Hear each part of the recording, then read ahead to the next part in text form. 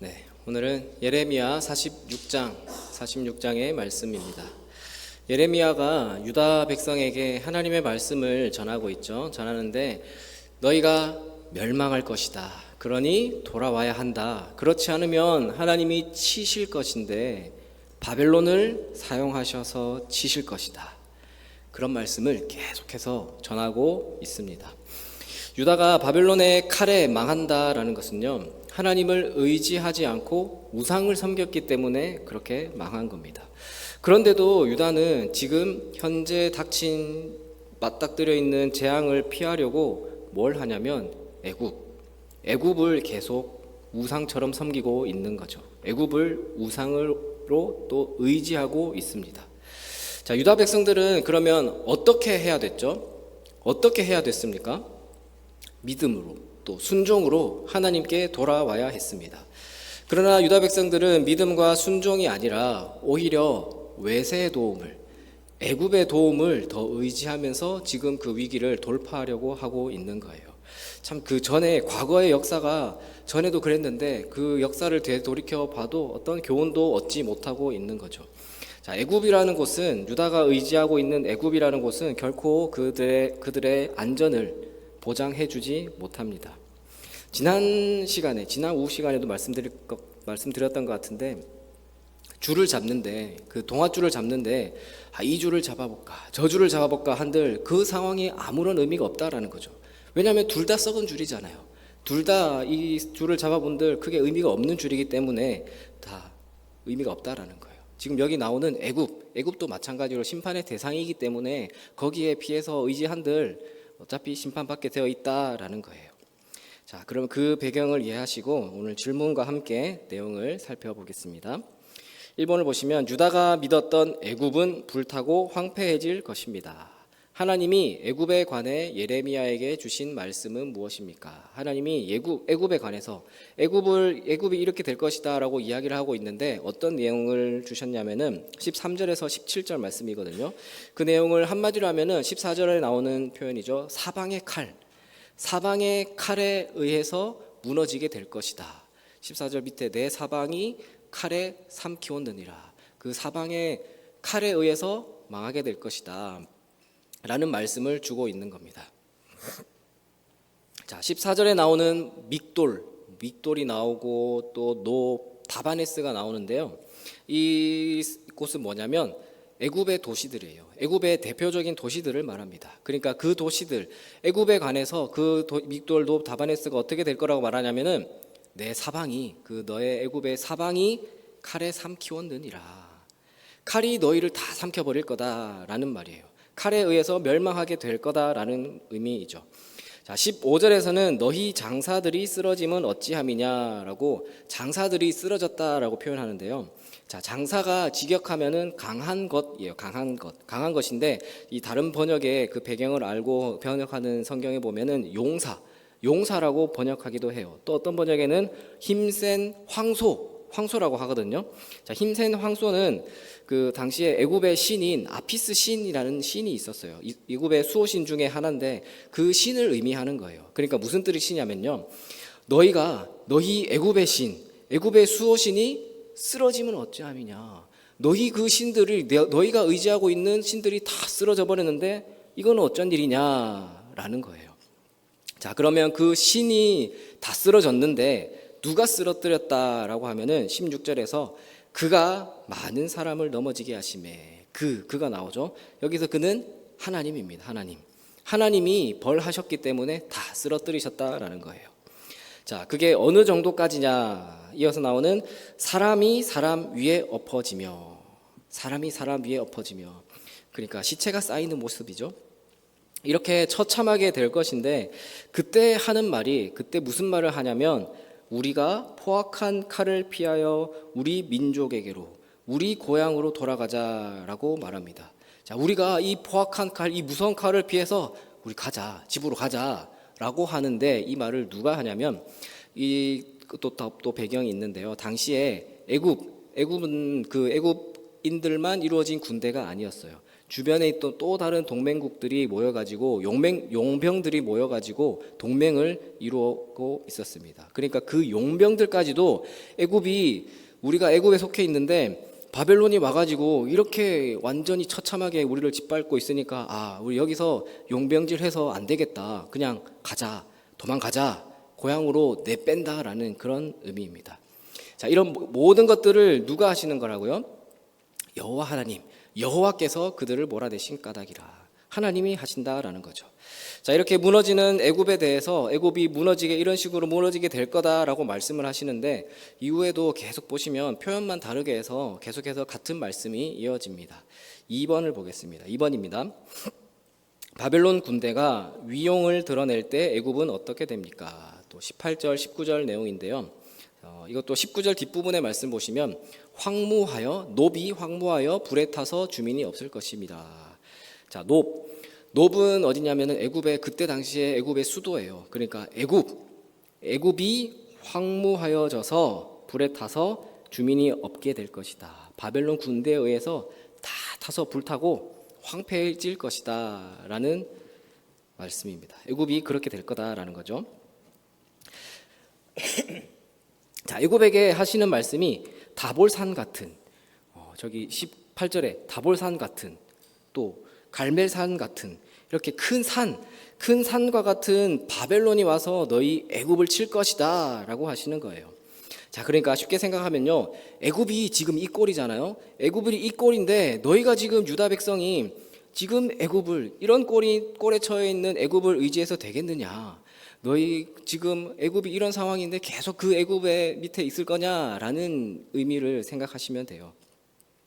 자, 그러니 애굽에 사는 딸이여, 19절 애굽에 사는 딸이여, 너는 너를 위하여 포로의 짐을 꾸리라. 애굽에 있는 딸과 같은 내 백성들, 너희 유다 백성들아, 너희는 이제 포로로 잡혀갈 일만 남았다. 그러니 짐을 싸야 된다. 얼른 짐 쌀 준비해라 라는 거예요. 자, 하나님께서 앞에서 먼저 번에 바벨론을 통해서 예루살렘을 징계하려 하실 때 유다 백성은 애굽을 의지하려고 했거든요. 그래서 오히려 우리 애굽 힘 붙어가지고 한번 싸워보자, 바벨론 한번 맞짱 써보자 라고 했어요. 근데 예루살렘이 망했잖아요. 그리고 지금 다시 또 애굽에 와 있는 건데 그때 한번 망하고 성전이 무너졌음에도 불구하고 또 다시 지금 와가지고 애굽을 의지하고 있는 그런 상황입니다. 자, 그래서 하나님은 유다 백성이 의지하고 있는 이 애굽이라는 존재가 얼마나 허무한 존재인지를 계속해서 이렇게 알려주시는 것이죠. 자, 그럼 이제 나눔 1번을 보겠습니다. 나눔입니다. 유다는 애굽을 구원의 동아줄로 알고 붙잡았으나 애굽마저 하나님의 심판을 받아 예루살렘처럼 불타고 말았습니다. 내가 굳게 믿고 의지한 것이 도움이 되지 못하거나 도리어 해가 된 경험이 있다면 나눠봅시다. 그러니까 썩은 동아줄 잡으면 안 된다는 거죠. 줄을 잘 잡아야 된다는 거예요. 어떤 줄을 잡아야 되겠습니까?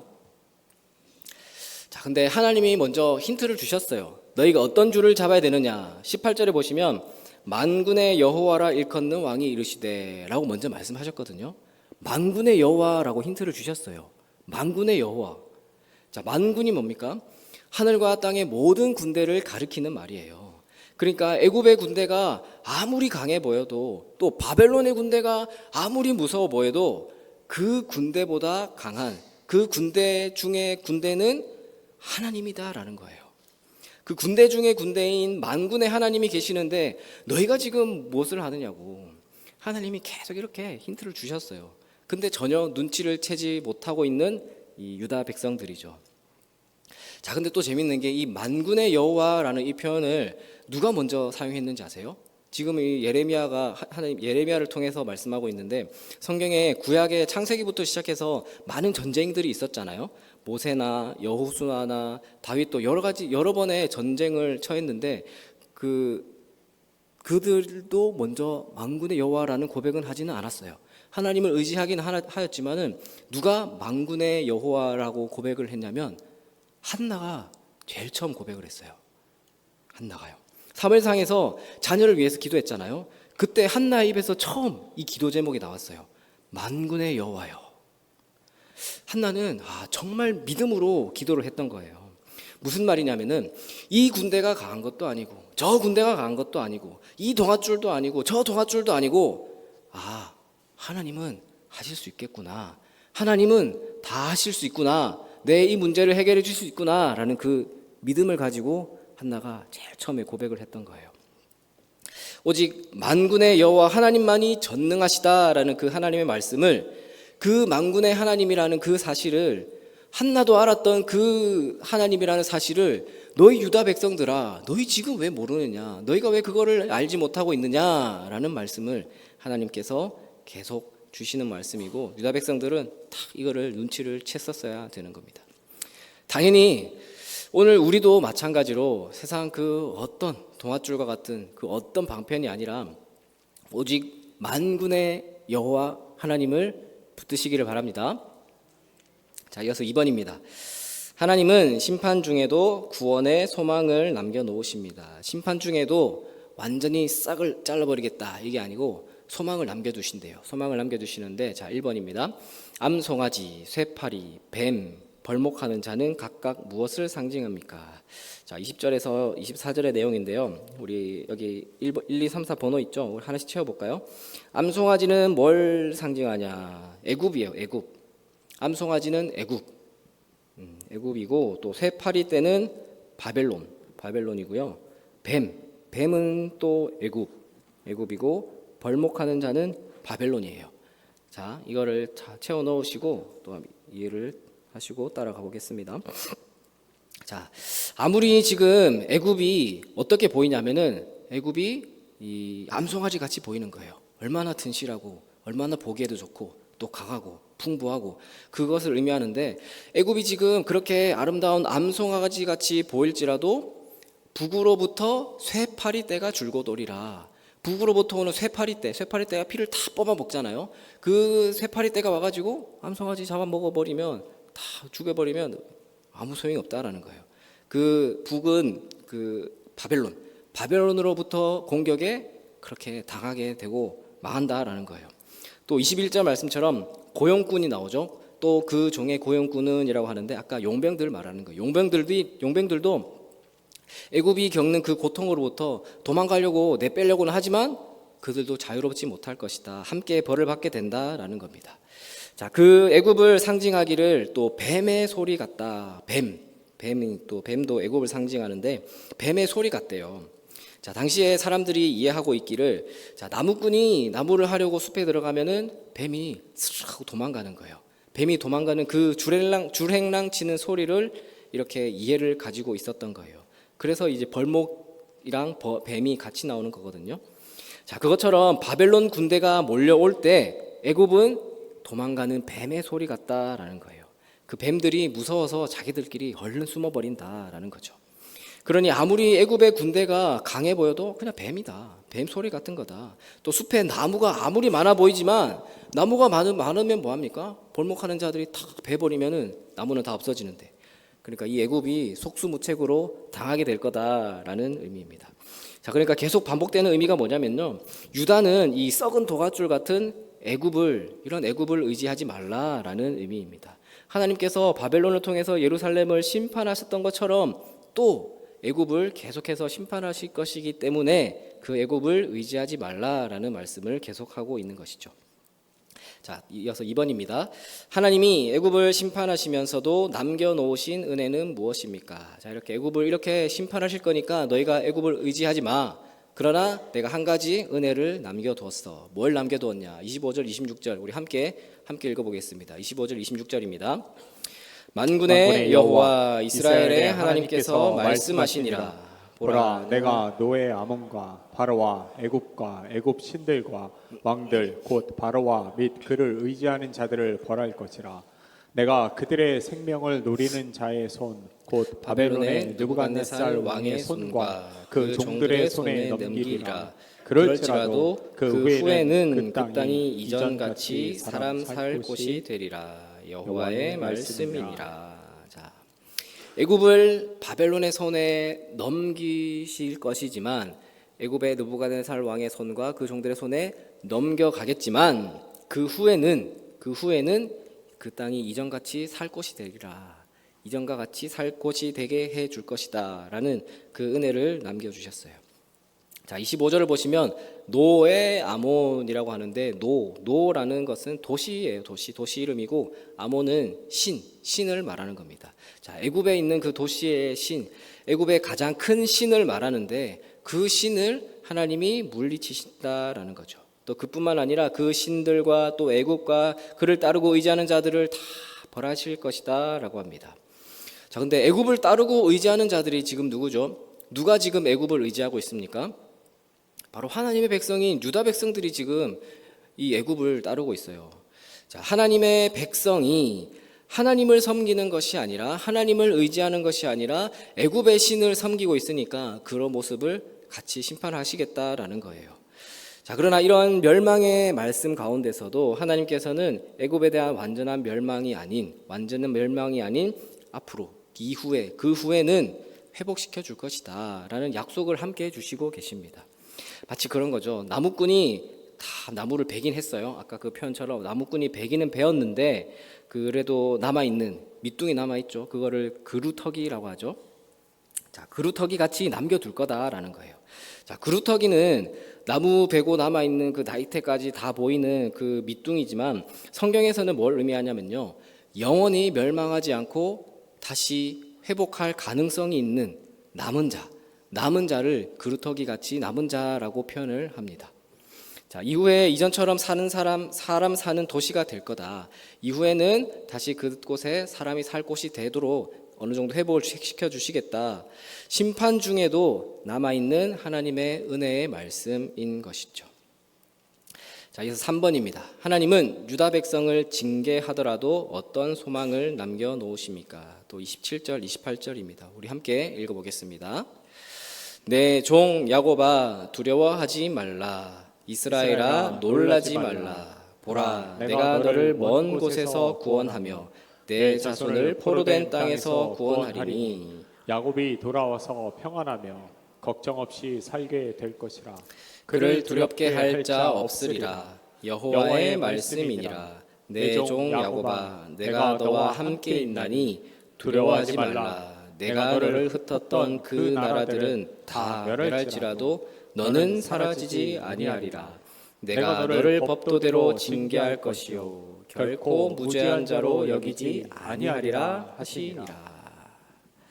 자, 유다 백성을 포로로 잡아갔던 그 나라가 다 망하더라도 하나님이 그곳에서 구해 주실 거라고. 내가 너를 흩었던 그 나라들은 다 멸할지라도 너는 사라지지 아니하리라. 너는 사라지지 아니하리라. 너는 남겨두겠다라는 그런 소망을 남겨주시는 것이죠. 하나님은 분명히 심판하십니다. 심판하시지만 그 심판 중에도 내 종 야곱아 두려워 말라. 그들이 다 없어질지라도 너희는 사라지지 아니하리라 라고 이 소망의 메시지를 남겨주신 거예요. 두려워하지 말라, 놀라지 말라라는 것이죠. 애굽이 겪을 일들, 그러니까 그 나라가 망하고 나라가 다 황폐화되고 또 사람들이 포로로 끌려가는 것들이 애굽에 있을 것인데 너희도 마찬가지로 그곳에 있으면서 그렇게 될 거지만, 그러나 그런 절망 속에서도 하나님께서는 회복의 소망을 남겨주신 것이죠. 자, 이제 2번을 보고 말씀을 정리하겠습니다. 나는 2번입니다. 하나님은 유다 백성을 징계하고 난 후에 회복시킬 것을 약속하셨습니다. 그러므로 하나님에게 징계받을 때 피하지 말고 회개해야 합니다. 하나님의 징계인 줄을 깨닫고 회개한 경험이 있다면 나눠봅시다. 자, 그러니까 우리가 이 유다 백성처럼 하나님이 지금 우리에게 벌 주시는데 참 그거 안 받겠다고 이리 피하고 저리 피하고 한들 어떻게 된다고요? 피하지 말고 회개를 해야 된다라는 거예요. 그러니까 그런 얘기 하잖아요. 치기 전에 회개하라고, 순종하라고 그런 표현을 하죠. 그래서 우리에게 지금 이런 그런 벌 주시는 게 어떤 징계가 있을지라도 우리가 피하지 말고 이리저리 해봐야 시간 문제다. 그러니 회개해야 된다라는 그 내용입니다. 자, 이제 말씀을 정리하겠습니다. 자, 오늘 말씀은 계속된 이 유다 백성들의 방황하는 모습, 이리 피하고 저리 피하고 하지만 하나님의 징계를 피해서 애굽으로 가지만 세상으로 가고 있지만 우상으로 인한 우상을 숭배하는 그 모습 때문에 심판이 있을 것이라는 하나님의 말씀입니다. 그러나 마지막에는 또 하나님이 완전히 싹을 쳐버리시는 않죠. 하나님이 또 밀당을 해주시는 거예요. 밀당을 하십니다. 이스라엘 유다 백성들의 회복을 약속을 하시는 거예요. 은혜를 남겨주시는 거예요. 소망을 주시고 계십니다. 특히 27절에서는 하나님께서 유다 백성들을 뭐라고 부르시냐면 내 종 야곱아라고 하잖아요. 내 종 야곱아, 두려워하지 말라. 이 종의 가장 큰 특징 중에 하나가 종은 그 주인에게 딸려 있는 거예요. 그 주인이 그 종의 인생을 책임진다라는 겁니다. 하나님께서 유다 백성을 책임지신다는 말씀을 너 내 종이잖아 라고 표현하는 것이죠. 또 야곱이 어떤 사람이었어요? 이스라엘의 이 백성들의 조상인데 그 야곱이 어떤 사람이었습니까? 야곱이 잠 깨어 일어난 후 하나님과 겨뤄서 하나님과 씨름하여서 물론 하나님이 저 주신 거지만 이겼잖아요. 그래서 야곱에서 이스라엘로 이름이 바뀌었지 않습니까? 자, 그렇게 야곱을 만들어 가신 하나님께서 너희 백성도 그렇게 인도하여 주겠다라는 뜻입니다. 사실 우리 모두가 야곱이죠. 우리 다 야곱입니다. 사랑하는 우리 성도 여러분, 하나님께서 이 애굽이 무너지는 이야기를 통해서 유다 백성들이 하나님께로 다시 돌아오기를 계속해서 하시는 거예요. 하나님이 오히려 호소하시는 거예요. 유다 백성들이 가지 말아야 될 애굽까지 간 것은 시대적 상황을 지금 이 시대가 이렇게 흘러가고 있는데 이 시대의 상황을 믿음의 눈으로 보고 판단을 했어야 되는데 그냥 세상적인 눈으로 세속적인 가치관을 가지고 판단을 하니까 애굽으로 가버린 거예요. 그러니까 시대적인 상황을 믿음으로 읽는 바른 분별력이 없었기 때문이고요. 하나님을 목적으로 삼지 않고 우상을 삼았고 우상을 자기의 주인으로 삼았고 세속적인 가치관을 목적으로 삼았기 때문이었습니다. 참 살기 위해서 한번 살아보려고 세상을 의지하지만 그 살아보려고 잡았던 그것과 함께 망하는 것들을 참 많이 보게 돼요. 돈을 쫓다가 그 돈 때문에 망하는 무너지는 참 세상의 모습들이 얼마나 많습니까? 권력을 쫓다가 이거 한번 차지해 보려고 하다가 그거 한번 잡아보려고 하다가 미끄러지고 그것 때문에 무너지는 모습이 얼마나 많습니까? 쾌락을 쫓다가 자기 만족을 쫓다가 뭐 이런 것들을 쫓다가 망하는 그런 모습들을 우리가 얼마나 자주 보게 됩니까? 그 무너짐을 보면서도 이 강한 애굽이 무너지는 것을 이 말씀을 보면서도 우리가 여전히 세상을 향하고 있고 세상의 가치관을 목적으로 삼고 있다면 우리는 돌이켜야 한다라는 것이죠. 오늘 말씀에서 주님은 분명히 말씀해 주고 계십니다. 분명히 벌할 것은 벌하세요. 심판 받아야 될 건 심판 받아야 돼요. 벌을 면하게 하지는 않으세요. 다만 돌이킬 수 있는 은혜를 주신다라는 거예요. 한 가지 소망을 주신다라는 거예요. 그렇기 때문에 지금 우리에게 이렇게 어떤 어려움에 처하게 되고 뭔가 나를 왜 이렇게 하실까? 왜 징계를 주시는 걸까라는 것 같은 길고 긴 터널을 지나는 것 같은 그런 고난과 역경의 시간을 보내고 있는 것 같더라도 결코 그게 영원하지가 않다라는 거예요. 그게 끝이 아니다라는 겁니다. 반드시 회복의 역사가 있을 줄 믿습니다. 그 하나님의 남겨주신 소망을 기억하시면서 그 만군의 여호와 하나님을 의지하시면서 이렇게 우리의 삶 가운데서 하나님과 함께 지어져가고 하나님께서 허락하신 우리의 삶의 자리에서 모든 상황을 우리가 세상적인 눈으로 보면 안 돼요. 어차피 다 썩어질 거예요. 그렇기 때문에 믿음의 눈으로 우리가 믿음의 가치관을 가지고 바라보시면서 하나님의 선하시고 온전하시고 기뻐하신 뜻을 분별력 있는 그런 삶을 살아가시는 여러분들이 다 되시기를 주님의 이름으로 축원합니다.